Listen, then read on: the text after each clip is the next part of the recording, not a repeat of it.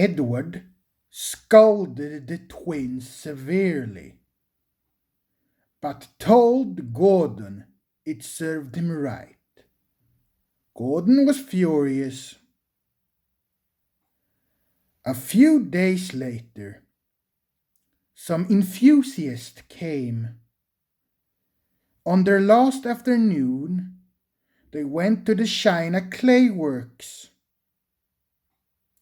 Edward found it hard to start the heavy train. "Oh, did you see him straining?" asked Henry. "Positively painful," remarked James. "Huh, just pathetic," groaned Gordon.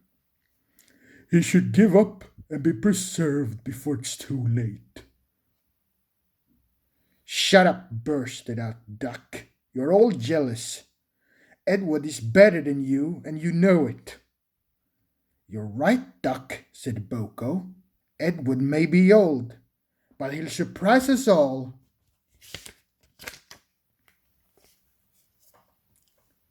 Bill and Ben were delighted with the visitors. They loved being photographed and took the party to the workings in a brake van special. On the way home, however, the weather changed. Wind and rain butted Edward. His sanding gear failed. His wheel slipped, and his fireman rode in front, dropping sand on the rails by hand. "Come on, come on, come on,"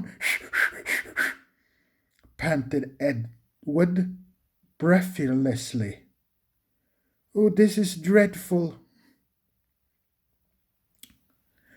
But there was worse to come. Before his driver could check him, his wheel slipped again and again. With a crack, something broke and battered his frames, and splashing up and out of shape.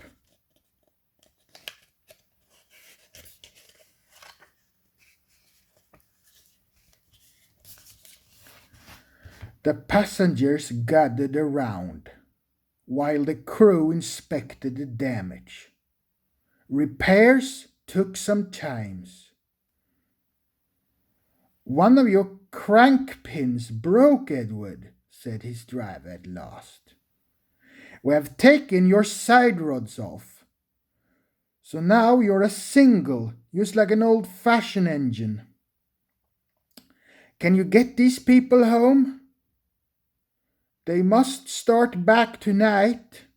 "I'll try, sir," promised Edward. They backed down to where the line was most nearly level. Edward puffed and pulled the hardest he could, but his wheels just kept slipping, and he couldn't start the heavy train. The passengers were getting anguished.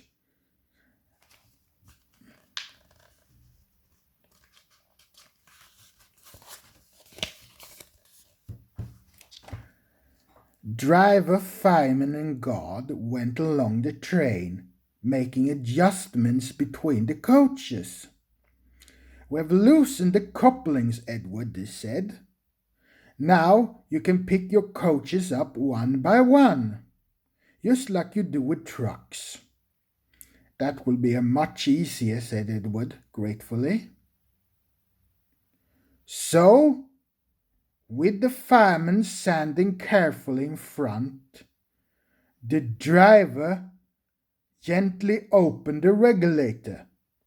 "Come on, come on, come on," puffed Edward. He moved cautiously forward ready to take the strain as his tender coupling tightened against the weight of the first coach.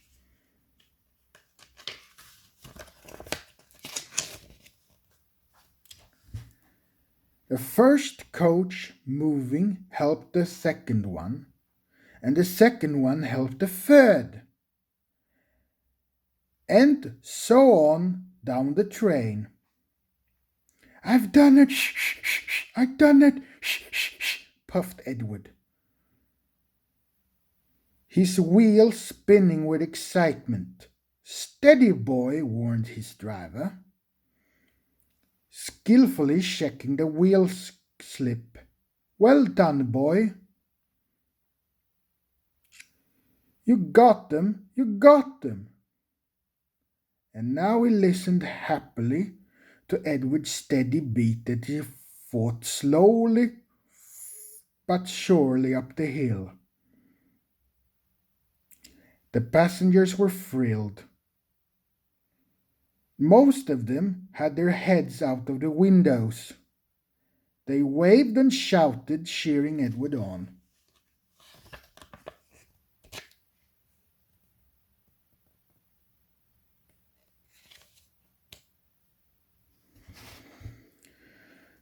The fat controller paced the platform.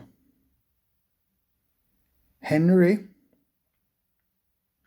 with his special train, waited anxiously too. They heard a then battered, wary but unbeaten Edward steamed in. The fat controller stepped angrily forward, pointing to the clock, but the excited passengers swept him aside.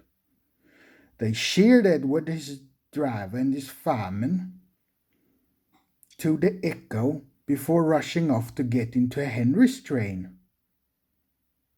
Henry steamed away to another storm of cheers.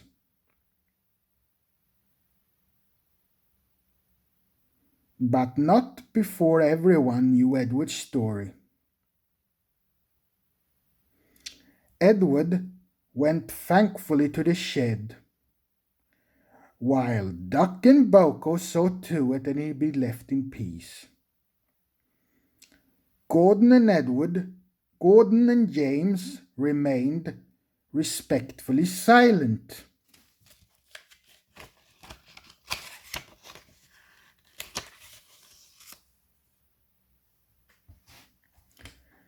The fat controller asked Boko to look after Edward's branch line while he was being mended. Boko was pleased. He worked well, and now they run it together. Bill and Ben still tease him, but Boko doesn't mind. He lives at Edward's station, but is welcome anywhere. For now, he's one of the family. Donald and Douglas were the last to accept him, but he often helps them with their goods trains. And the other day, they were heard remarking, for a diesel, your Boko is such not a bad shoulder engine." And that, from the Caledonian twins, is high praise indeed.